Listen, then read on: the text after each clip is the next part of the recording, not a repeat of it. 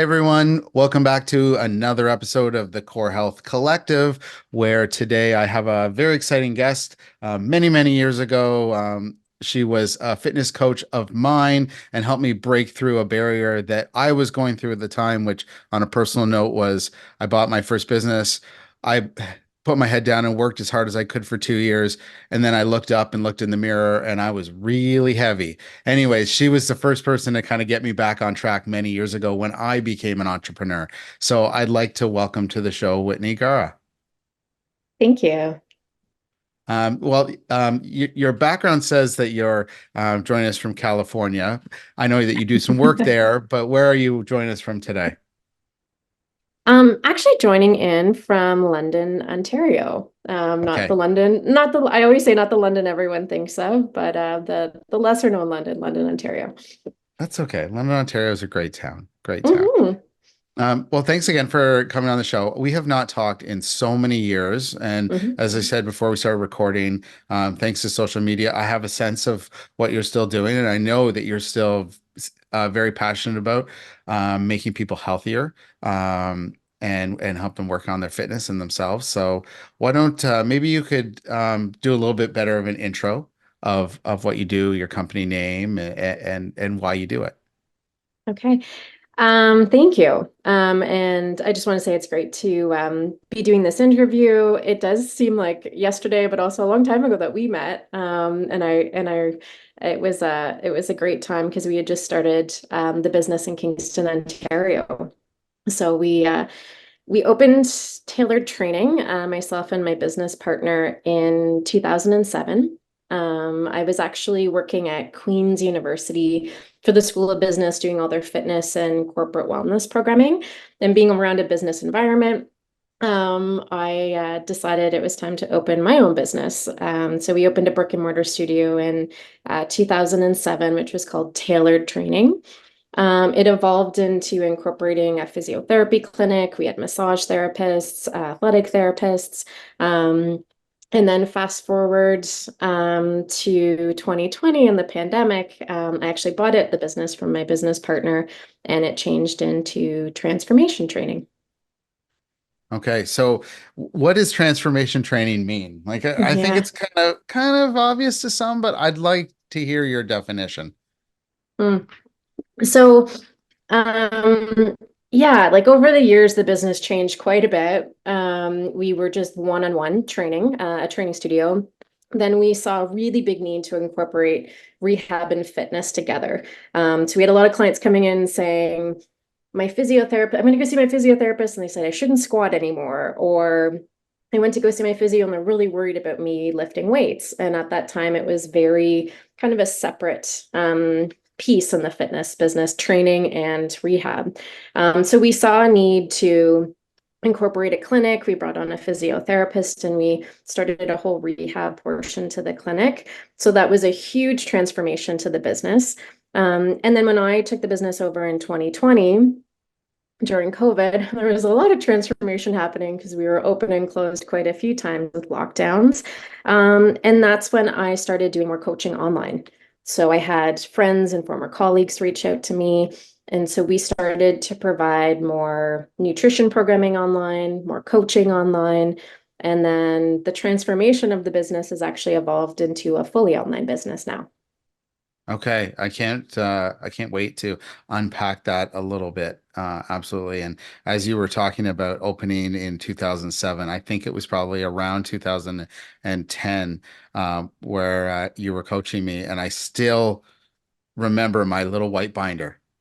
Yes, Yes, we go had many in. of those. Yeah, I'll grab my binder off the shelf and get to work. And I really enjoyed my time at the gym for sure. It was what I needed at the time. It was great. And it really kind of rekindled my fitness journey, you know, after I had spent just time becoming an entrepreneur and forgot about the fitness side, which we're definitely going to talk about on this call about the importance of having them together as an entrepreneur. Um, Hmm. you just posted something recently about it, so I will put you on the hot seat Hmm. on that topic. Sure. But I think that there are probably many people that are going to listen to this that say, okay, I keep seeing all of these, fitness coaches who had brick and mortar or would go to clients' homes or work inside of another gym facility. I get that model. I get how it works. I understand how you get customers, but now you're online. How does that work? How do you go from having a business with revenue and profit in person to online and still make it stick in Mhm. 2024? How do you do that? Great question. I definitely have to say, like, I really miss the brick and mortar studio, and we had an incredible community at the studio over our time, in our location on Princess Street. But I saw a need and I needed to take some space because I took over the business, grew the business, and 2020 was a hard year personally and professionally. I saw a need to incorporate training, not just in person, but a need, and there was a demand to see people virtually. So I was started to train clients in Toronto, Ottawa, all over Canada.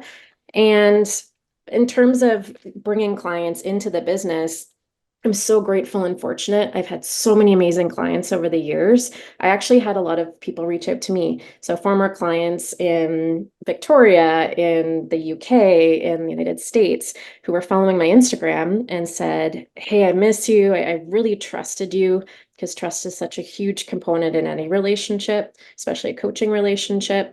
And honestly, organically, it just grew to former clients reaching out to me saying, "Hey, I really miss training with you."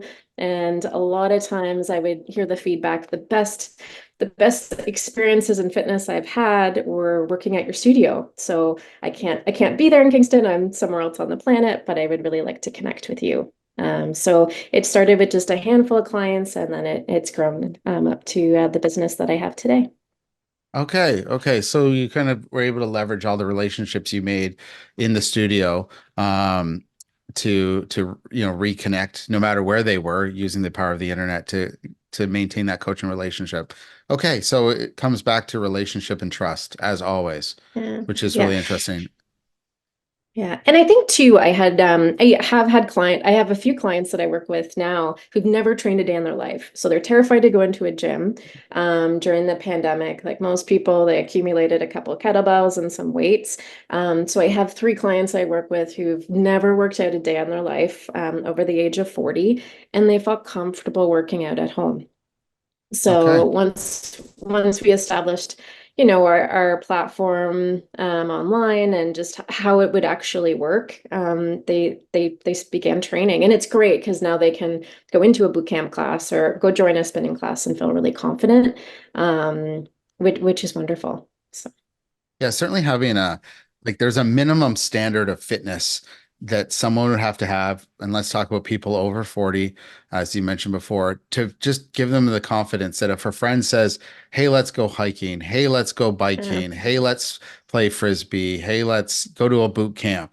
If everybody could at least be over that minimum level of fitness, like through that threshold, I I think we would start to see communities around us get more active, more people being more outgoing because they know that, even if they're not going to be the best runner in the group or the best tennis player, they can at least have enough fitness to go give it a try. yeah. Exactly. And I've always said that over the years, training should just give you the freedom to be able to go do whatever you want to do, whether it's hike, whether it's go water skiing at a cottage on a weekend and feel like you're not going to kill yourself.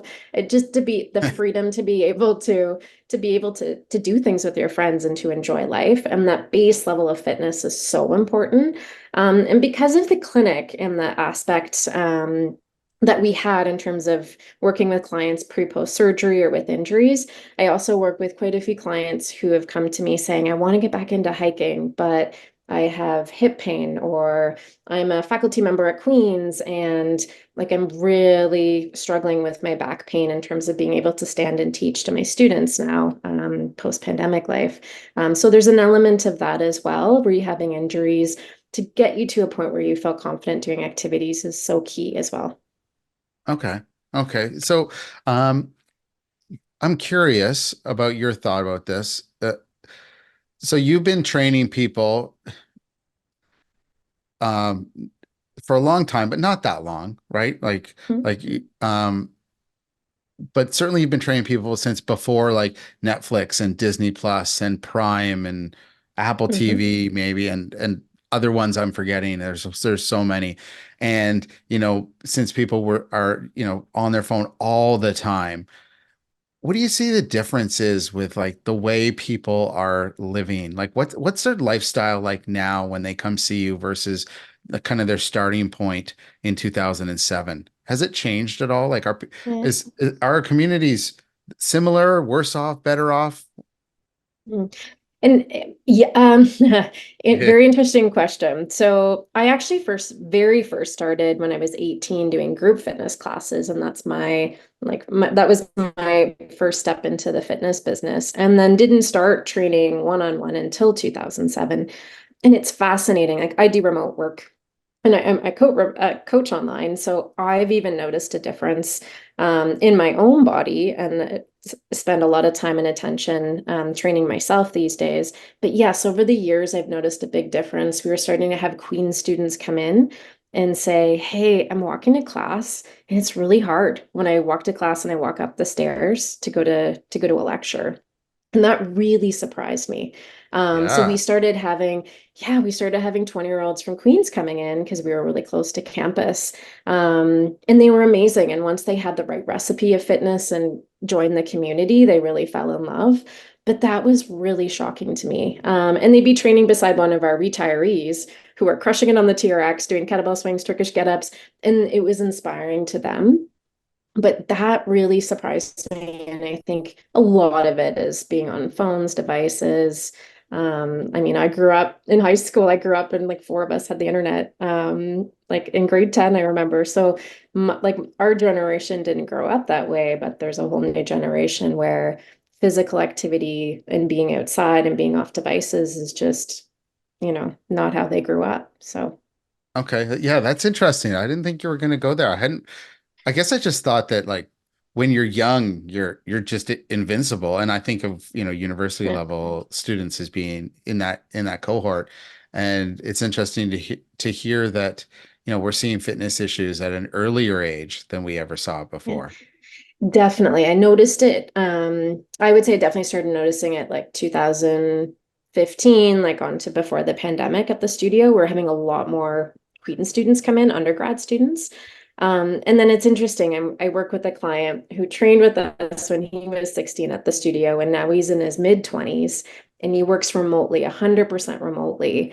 And he struggled with some back pain issues because a lot of what he does is sitting in front of his computer.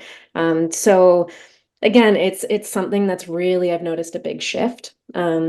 In terms of pain management and injury, it was very common for clients to come in 40 plus, and then towards the end of the studio, being at the studio in Kingston, I noticed a lot more clients coming in 20 plus, saying I'm really feeling like my fitness isn't as where it should be, and I'm starting to have hip pain, back pain, et cetera, et cetera.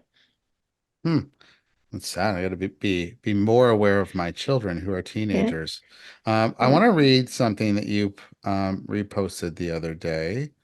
Um, and maybe we could just unpack it a little bit. So you reposted something that said, once you realize how life-changing consistent exercise is, you become addicted to it. So what do you think life-changing exercise means? Because Great. there's exercise and then maybe there's life-changing exercise. Are they different? Yeah.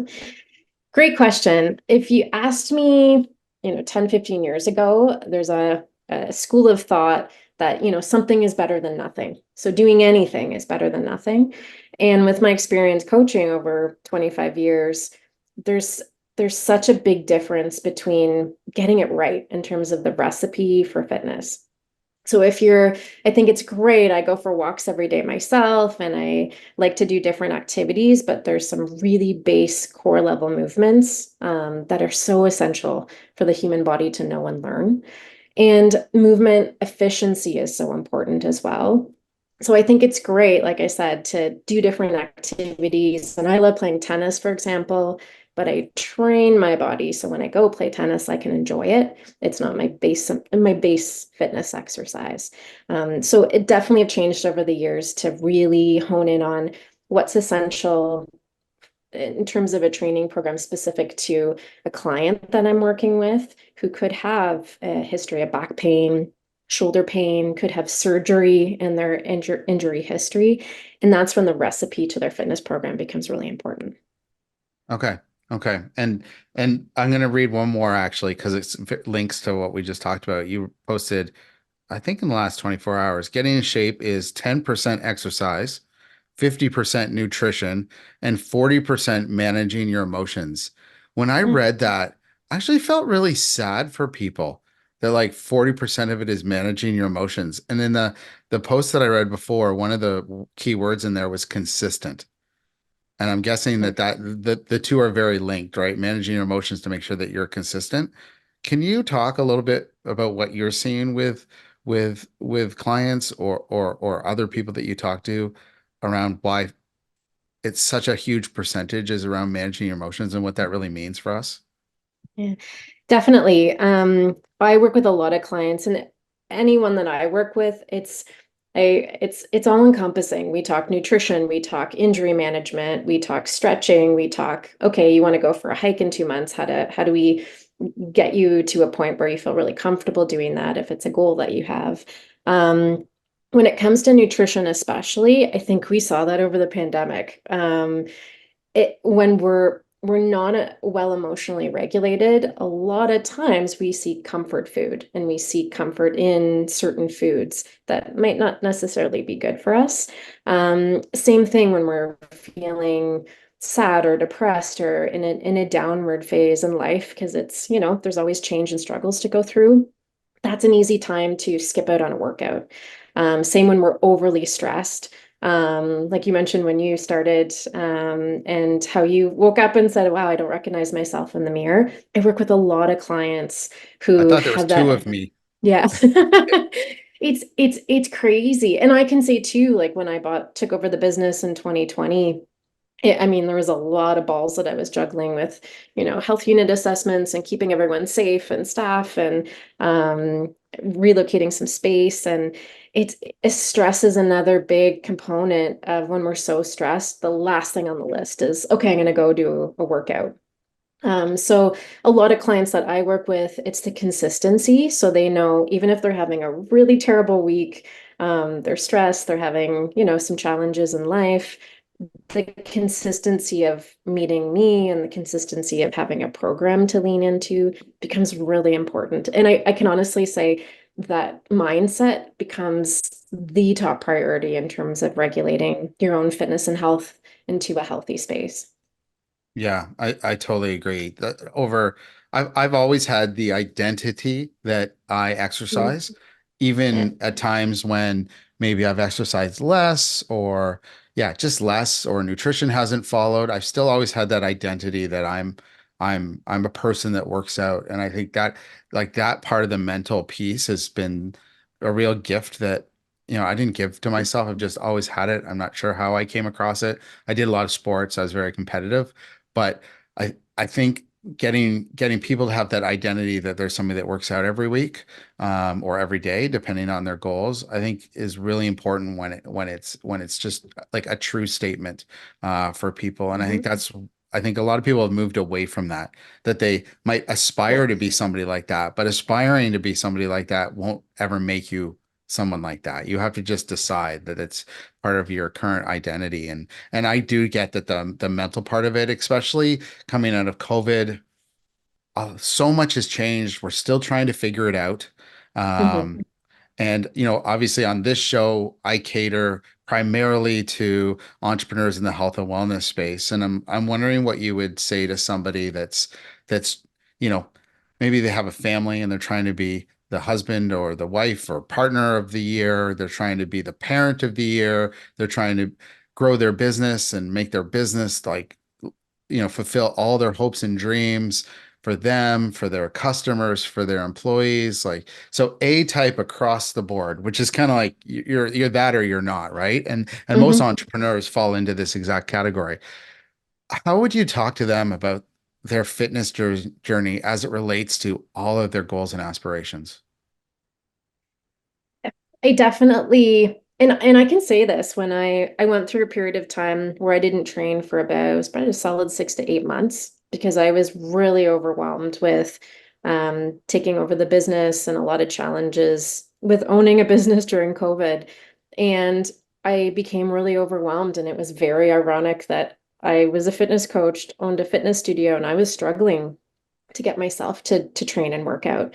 And so I've been there and I understand what it's like. But once I started getting back into fitness, and I actually just started going to, I was actually here in London, I started to go to a gym where someone just told me what to do, and I joined fitness classes to get back into the swing of things. Because I work with quite a few entrepreneurs, and there's so many decisions you make in a day. So decision fatigue is a real thing that happens. And so when it comes to your health and fitness, uh, having a coach, having support, whatever that looks like for you is so key because it gives you a chance to actually take care of your own health, which is if you don't have your health, then you don't have all the other things in your life, your business, like your responsibilities to your family and your friends and your loved ones. So that becomes the most important thing. But it's easy when we get busy and stressed to let it go. Yeah, absolutely. And so we need all those health and wellness entrepreneurs. We need you Yes. working out. We need you fit because Yeah. if you're fit and you're working out, you'll be taking care of your community's health. And ultimately, that's something I'm very passionate about is making communities healthier and by Hmm. supporting the entrepreneurs in the health and wellness industry is kind of the way I try to unlock that. Hmm. Because I want to be around healthy, happy people and and Yeah. and for myself as well and for my family and friends. So there's all these great like fitness coaches or nutritionists or chiropractors or physio or clothing brands or food brands in every city. And we just need to know who they are, what they do, and how we can connect them into our kind of formula for living a healthy lifestyle. And I think if I look back on a trajectory and it's always easier to looking backwards, but my happiness and success goes up and down in a direct correlation with my fitness level. No Yeah. question. And it's not even because someone challenged me on this when I said something like that recently. Because I said the first 2 years I built my first business, we grew it a lot, and I wasn't working out. And they're like, "Well, you were able to do that." I said, "Yeah, but I didn't feel like I was successful. I didn't have the frame of mind to be able to be happy with the journey that I was on, be happy where I was on the journey, be happy with what I accomplished that day or that week, knowing that I was working towards a brighter future. I didn't have kind of the mindset to be able to frame all of the good things that was happening at that time. So it didn't matter that I was having success. I wasn't healthy enough to be able to slow down and really audit that I should be happy and audit how I should be feeling about what was happening in my business or my life at that time. So it didn't even matter. Um, No. No. yes. So okay. So this is really interesting. So if you've got a entrepreneur, let's say that they're in the health and wellness industry and they get on a Zoom call right now with you and they say that they've let their fitness go, but they have all these aspirations. Where do they start? What would you tell them to do first? Or like what are the first three moves, maybe? Yeah. It's interesting you asked that because I work with so many different clients and it's very different for everyone. Sometimes it's someone comes to me and they have a really bad injury. So we start with that piece. How can we get you out of pain and feeling better? Sometimes it's, nutrition has gone off the rails. So how can we fix that? Or sometimes it's just like I don't feel motivated and I want to feel motivated and I want to feel happier and healthier, which the two go hand in hand. So it's a matter of figuring out a strategy. And a lot of times I meet with clients, a lot of times entrepreneurs, and it's figuring out a strategy.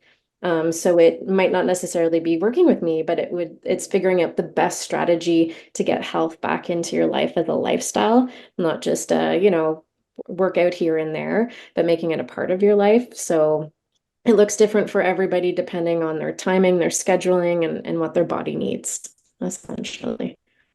Interesting, interesting. There's a very famous athlete that once said, and he was talking about religion, and he said that God is at one point was a part of my life, not the center of my life. And when I heard that quote, I thought, okay, that doesn't necessarily apply to me, but I thought because this person was already really fit.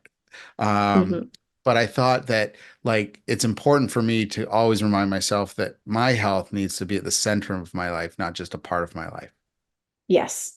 Yeah, absolutely. And especially I work with quite a few parents, and it's great. It's really neat training clients online because I get to sometimes meet their kids and their dogs and their cats. And so it's like their workout space at home is their own space to take care of and nurture their health. And it's just a part, literally a part of their life that it's in their home and it's something they do regularly. So that's also, I think, really fantastic too. Amazing. Amazing. Well, I'm also very happy to hear that you are online with your training, fully online with your training. You might be in London, Ontario, not the cool London, as you said, even though I like London, Ontario. It's Anyway, a great listening, it's in city. London, Ontario. It's a great city. It's a wonderful city. Yeah. Um, Yeah. but I'm happy to hear this because I'm hoping that people that listen to this episode in the near future might think, wow, I live in the United States or England or Canada, but I could reach out to Whitney and start my fitness journey today. So I think that's really Mhm. amazing. So what we will make sure that we do is we will link up where people can find you in the show notes. So they'll have that. But I want to give you the opportunity to let people know where they should look for you, just in case they're listening to this podcast in the car and they're not looking at the show notes.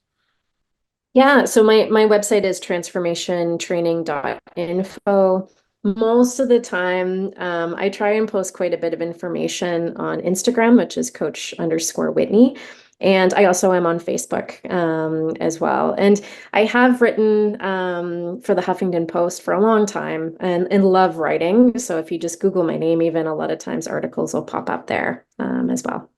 Okay, we will make sure that we link all of those in the show notes because I think you probably will have some clients coming your way, or at le very least reminded people that they need to get their health and wellness in check so all of their other dreams and aspirations can come true.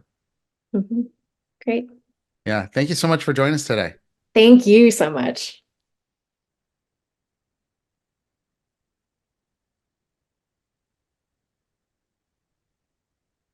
Okay, that's great.